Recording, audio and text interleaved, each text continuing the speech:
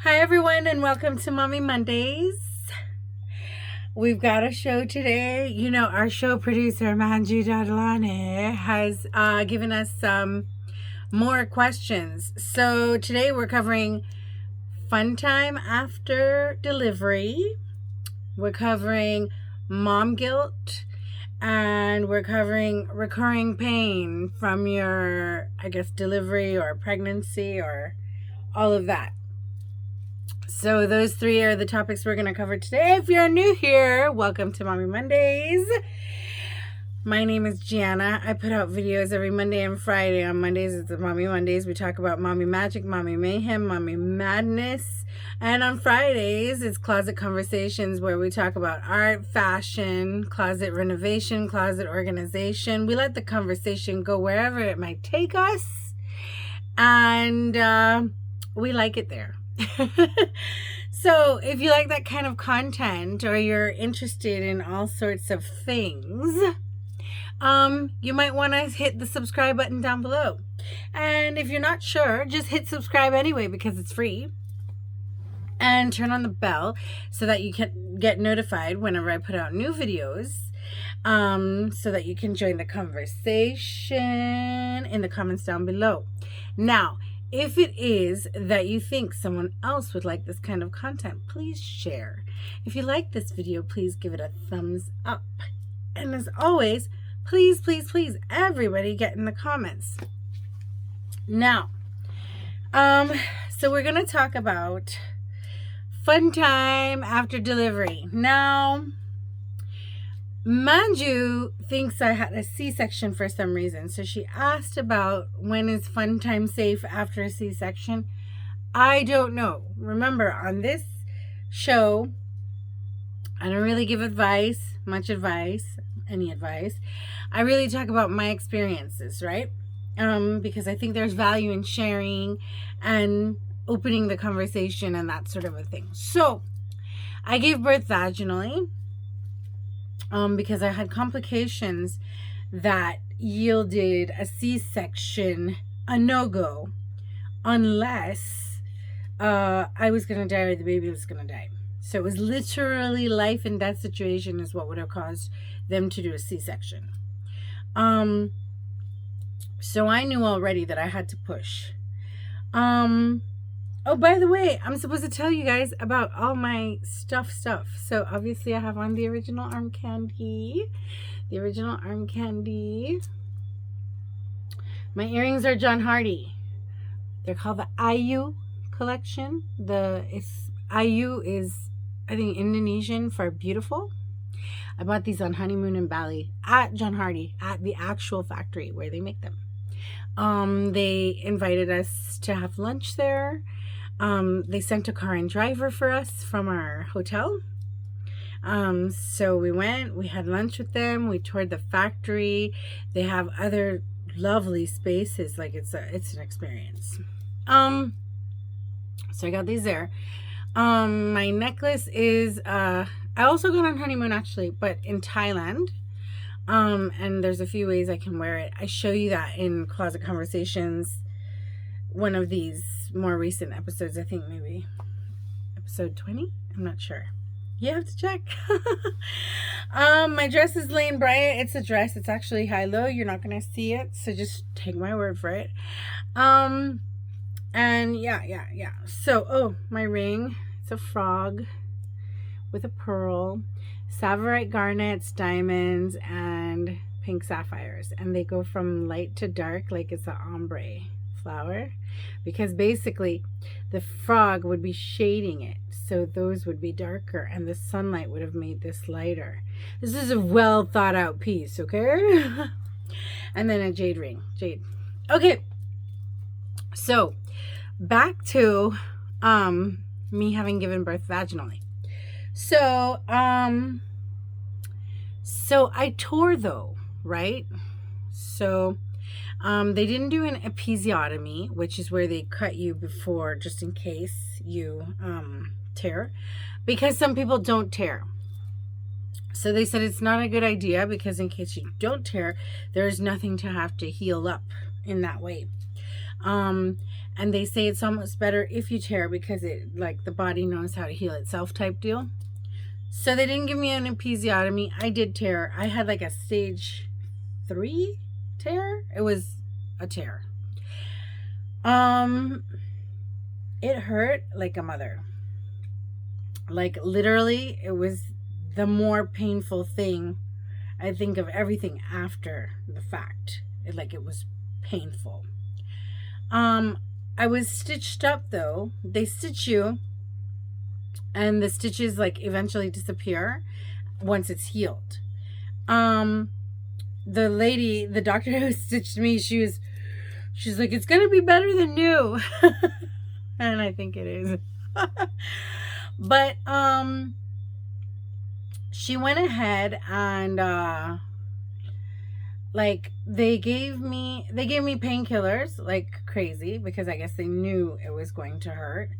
And it really, really did. I'm not gonna lie. But they give you advice before, like as soon as you were done and whatever, they were like, nothing goes inside the vagina until 6 weeks after the delivery.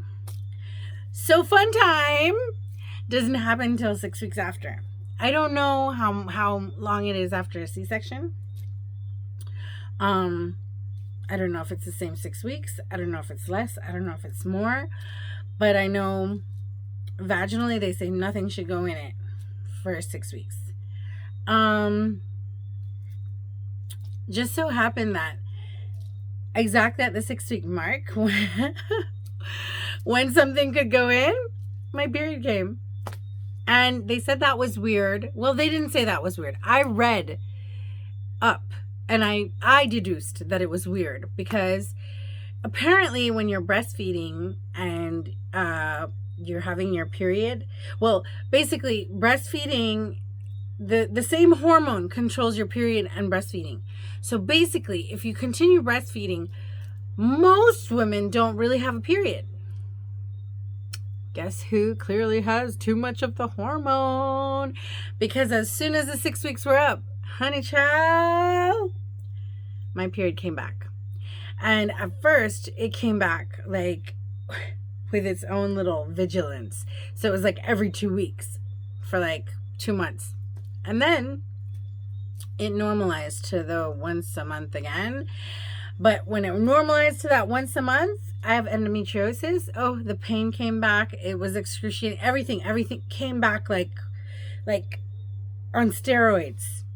So I almost preferred that every 2 weeks because I wasn't having pain at that point. So I'm still breastfeeding now and my period is completely regular. Regular. Like I could get pregnant again. No problem. So yeah, so that's for fun time. Fun time was, after 6 weeks, but, obviously when I'm not on my period.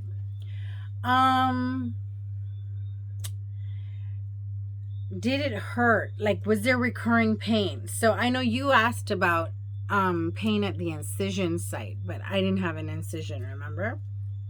So was there any recurring pain? Well, the pain that I was getting, it wasn't so much pain, it was like tightness. I ended up getting tightness like at the site of where they put the epidural, because I got an epidural. I got an epidural because I was in labor for 43 hours and I had dilated to a certain point and stopped. And I had stopped for long enough that they decided that they were going to induce, even though I was already in. So they said, okay, we're going to put in a balloon and we're going to fill the balloon with water and that should help you dilate more. When they said that, I said, is it going to be painful? And they said, well, it's very uncomfortable. So I immediately said, can I get the epidural before that then? And they said, sure. Like they were almost happy that I asked. So they did that and then I didn't feel anything. So, but my epidural it only took effect on like one side of my body. So that was another story because they had to come in and give me something else to try to get, because I could feel pain on one side and not in the other. And then they couldn't turn me because it was affecting Lyric's breathing. So his heart rate and stuff would drop every time they turned me to try to get it to work on the other side. So they had to give me something else. But it was like probably weeks after, not immediate, that I started to feel tightness, like right where they would have gone in with the epidural. And it just felt always there. Like it felt always there. Like it wasn't a pain, but it was like tightness, like what's going on there. But it eventually went away. And they actually talk to you about that. Like they make you do like a post-recovery follow-up. I'm not sure what it's called, but you basically go in and they talk to you about, you know, what's going to happen.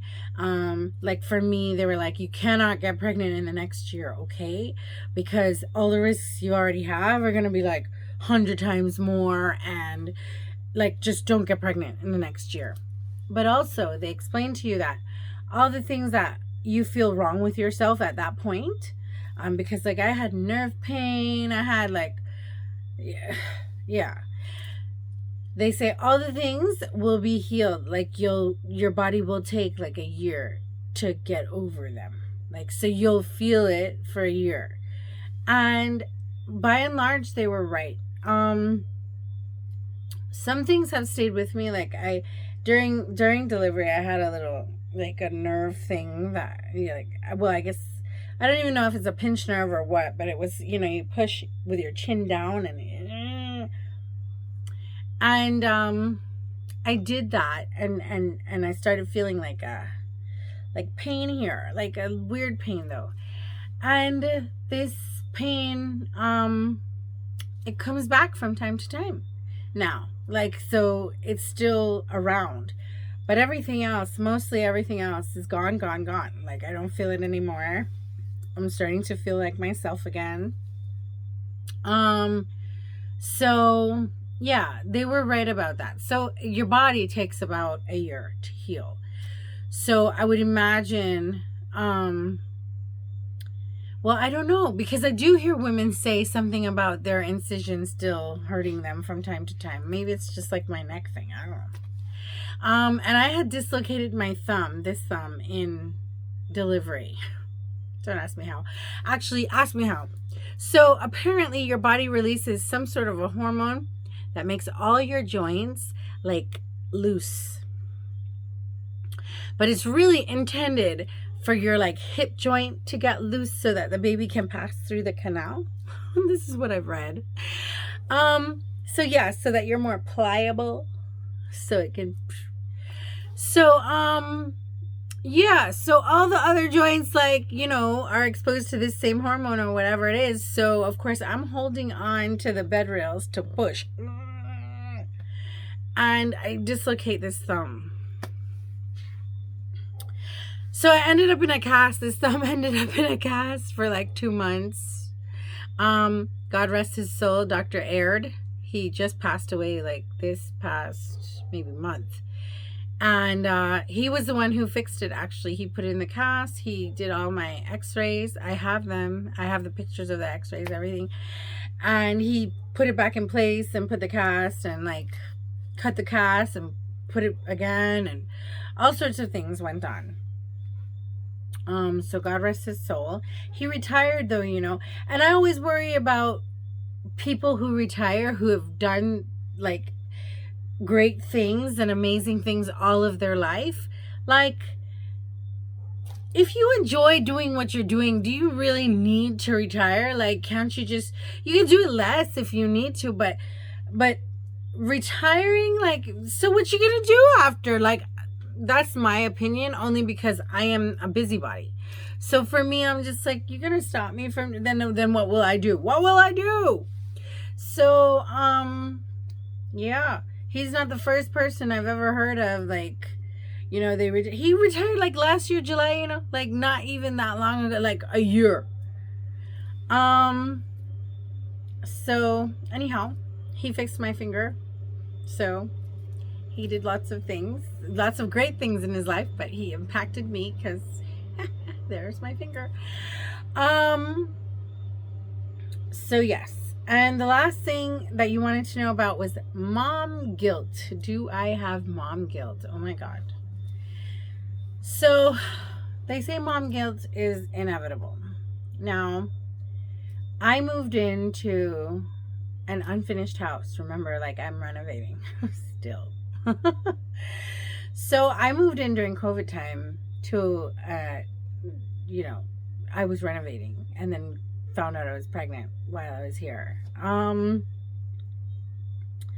So I felt guilty from the start because I was cussing out workmen with lyric in my belly. And I was just like, I do not want that kind of energy for my baby. So the mom guilt starts from pregnancy. Like, so I didn't want that kind of energy for my baby. But then in myself, I was like, this baby's going to be fine. He's going to be amazing. And all of this. And he is great. But I was still worried.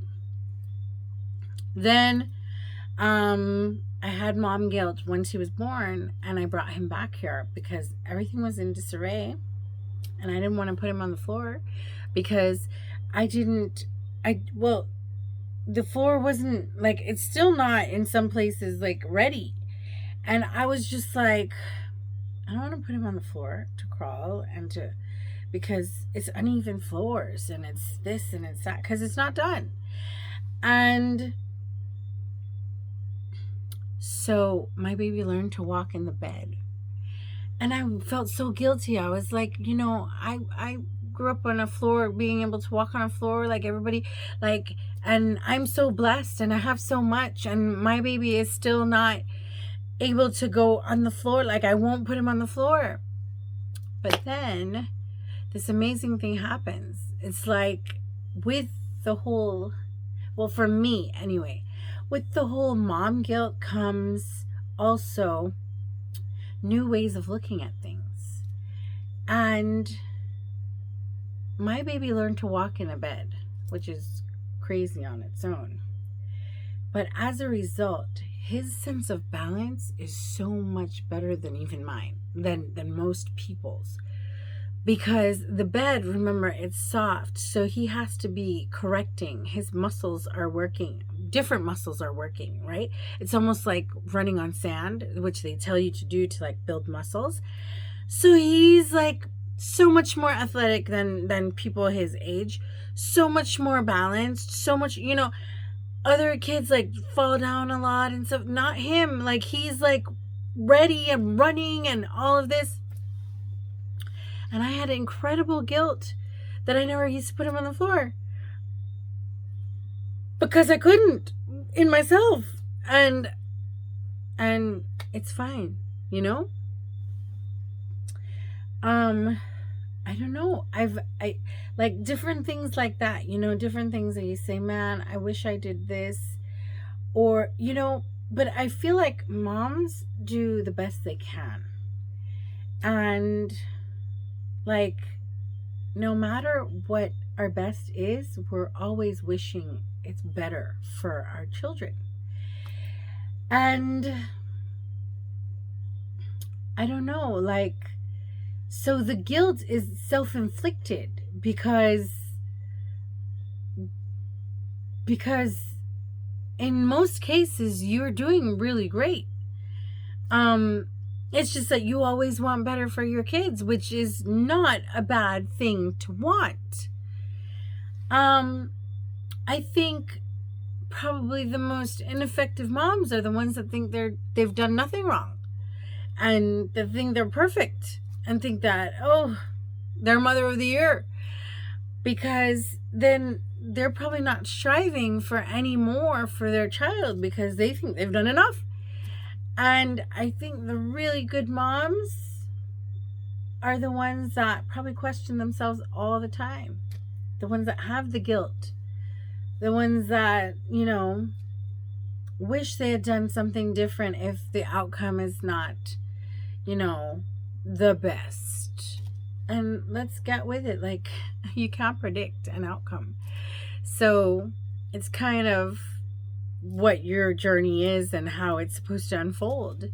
And sometimes it's not even your journey, it's your child's journey and how his journey should unfold, what lessons he's supposed to learn in life so that he can get to his higher self. And they only affect you because you are his mother or you are involved in that whole thing. I mean, so there's so many ways to look at it that that I don't know. I think we should just give ourselves some grace. Like, so yes, there's guilt, but we're allowed to give ourselves some grace. So as long as you're doing your best, what did they say? As long as you've done your best, not even angels in heaven could do better. So I think the most important thing is to love your children and to always try to do more, try to do better for them. And I think with everything that you do, it's what you put in is what you get out. So, I mean, that doesn't always work though with people, right? So you can put in a lot, and then for some reason they disappoint you, and for some reason they might make mistakes and all these things, and then that might be your journey to learn how to forgive and how to love unconditionally and all those things. So there's no one answer, there's no right answer. It's just one of those things where yes, you have some mom guilt if you want more for your kids, if you want better for your children, you have mom guilt. Yes, I mean, yes, you know, my Lyric's first diaper rash, I felt guilty because, you know, that diaper rash was avoidable. And I'm going to tell you the truth. It was that he was rude. He was rude the day, and I got angry with him and put him in timeout. This is his first timeout, actually. But he was that rude that I was like, okay, straight into your crib. I took out every toy, everything out of the crib. So he was in the crib by himself, and I closed the door. And he screamed and screamed and screamed and screamed and screamed. But then he fell asleep.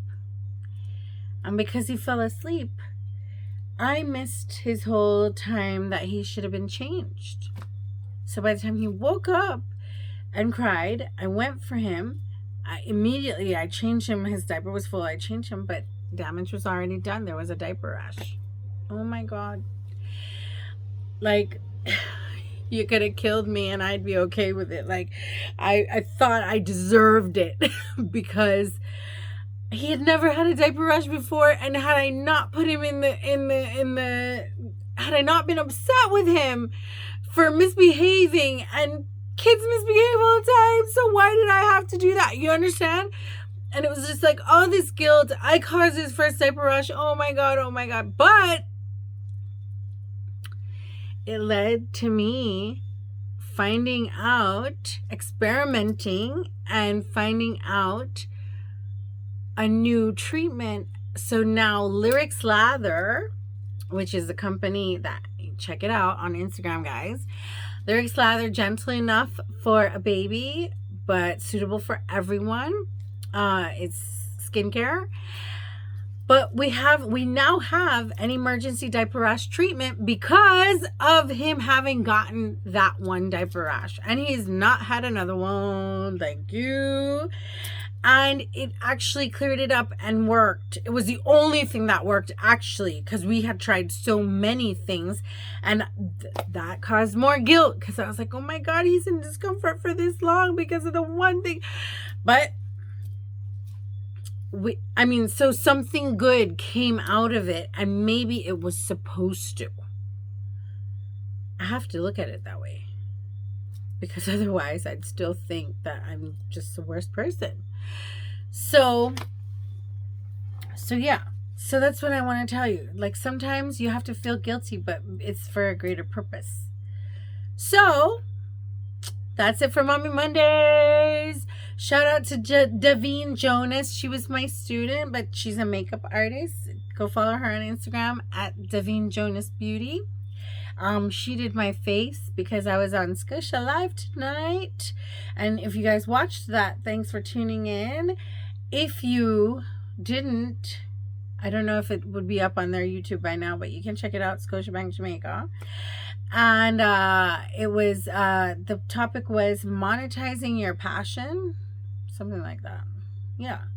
So, yeah, remember I promised that if I was made up again, I'd come and do a few videos, but I'm too tired because I also went to the festival song competition tonight after I was live, actually. So I was live, went to festival competition, come home, do one video. I'm not doing any more. Although I don't want to waste the makeup. I don't want to waste the makeup, but no more. Anyway, thank you for joining me. Remember to like, share, and subscribe. Turn on the bell. You know, thanks and have a great week, guys.